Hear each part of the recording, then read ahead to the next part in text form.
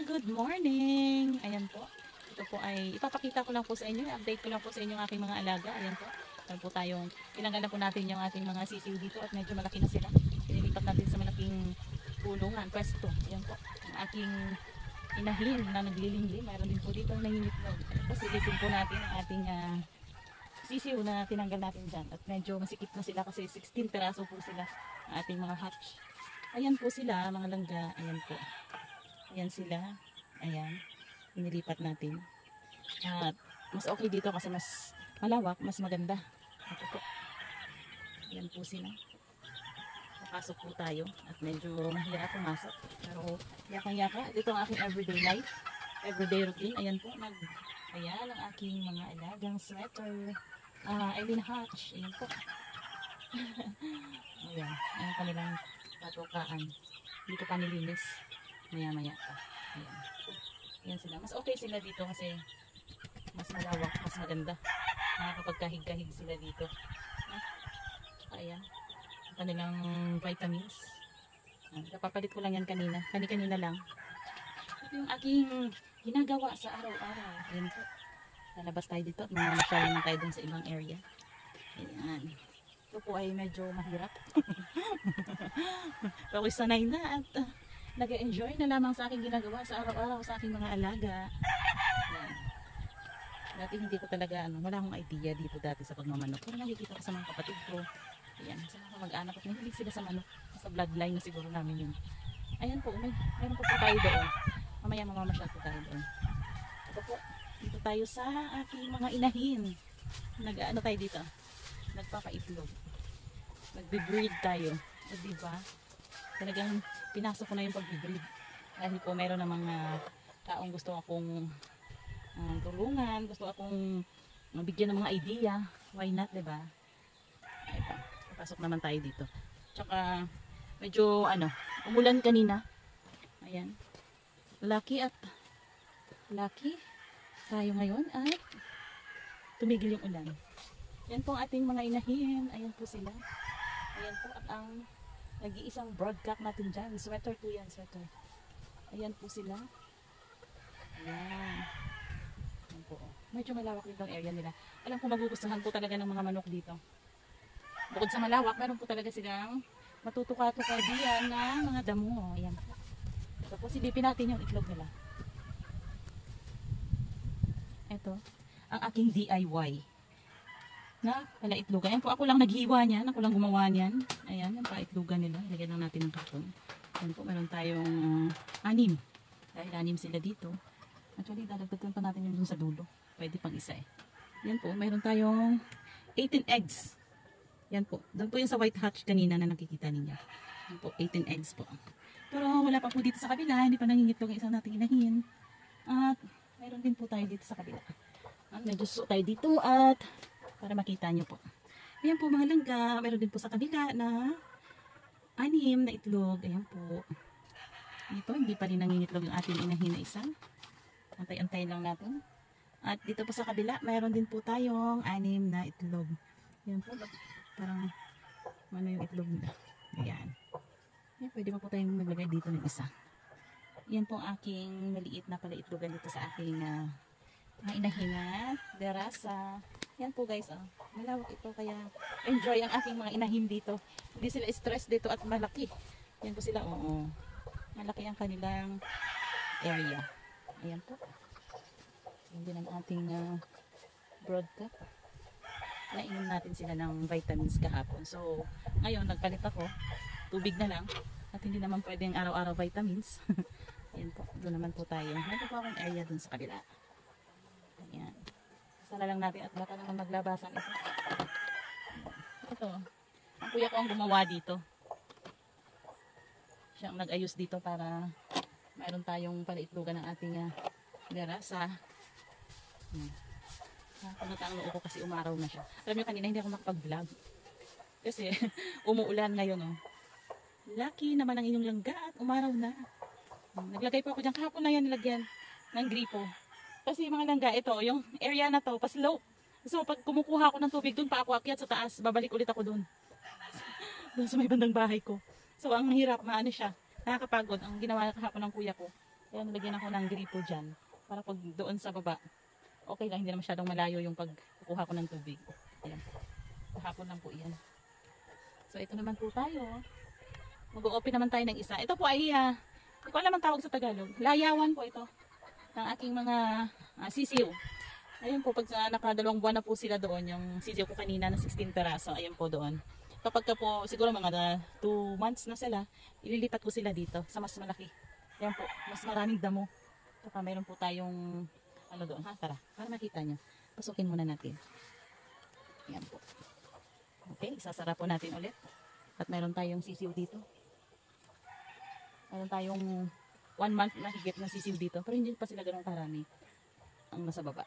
Tapos ang nasa kulungan, meron din. Meron tayong mga sweater dito na wala pang 1 month. Yan po, malaki po itong layawan ng aking mga sisiw. Ayan. Dito po. Ayan, nilagyan ng kuya ko yung sakaling mas marami na sila dito. Diyan na lang sila papasok. Ayan po, meron tayong 6 na butas dyan sa ating kulungan. Ayan po yung area na yun. Pwede din natin palagyan ng, kung gusto ng ating inahin, no? Pwede natin lagyan dyan paitlogan. Ayan, meron tayong isang inahin dito.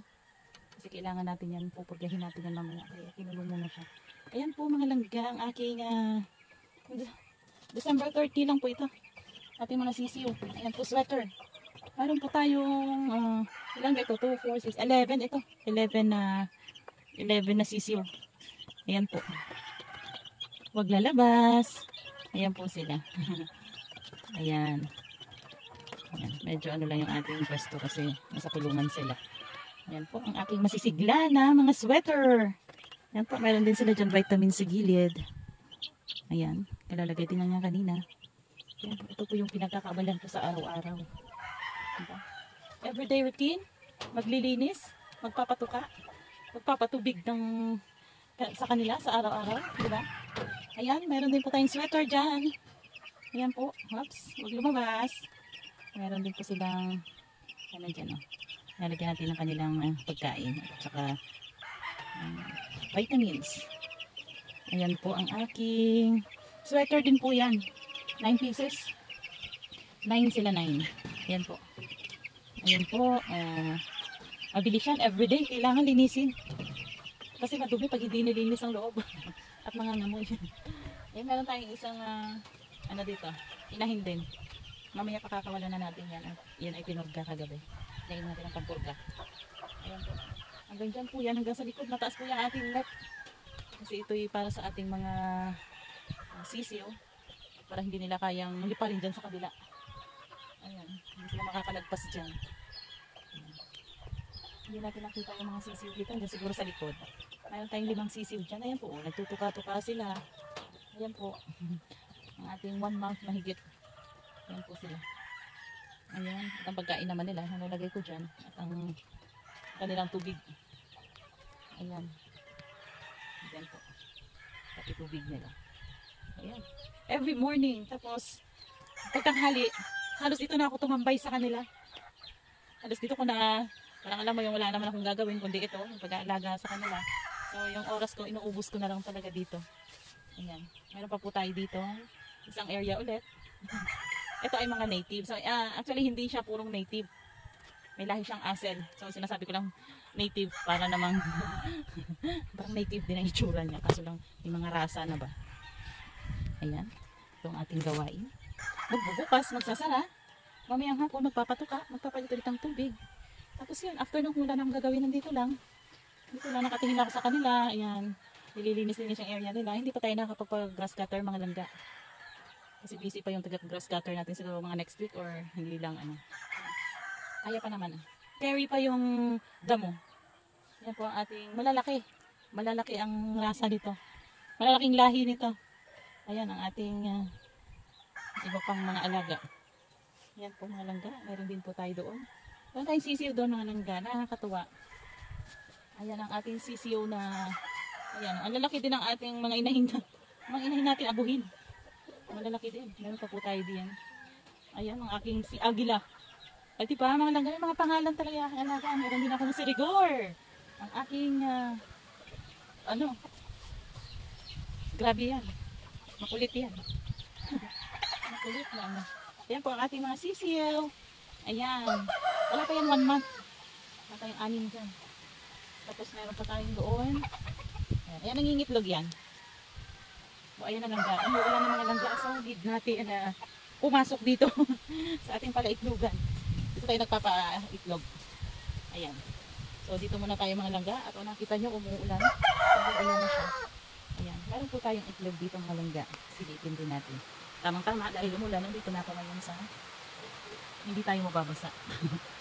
Ano po mga langga? Ang ating another eggs. Ayan po, mayroon tayong ilang ganyan. 2, 4, 6. Oh, more than 10 eggs. Bago ito. Siguro ngayon lang ito mga langga. Kasi kahapon 9 lang ito. Ito bago ito. Ayan.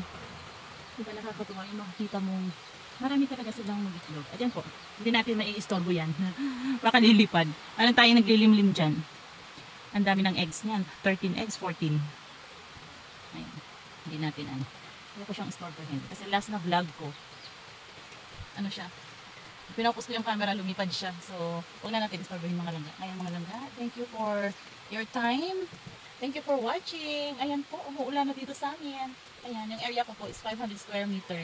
Pinagagyan ko siya, pinaikutan ko siya ng range net po para sa ating mga alaga, para naman hindi mga kapitbahay. Para secure naman ba sila na talagang yun lang, sa area ko lang sila iikot, hindi na tayo mga kapitbahay, mga alaga natin. So guys, mga langga, thank you for watching. Ayan, please subscribe my channel para po updated po kayo sa aking mga next videos. Thank you!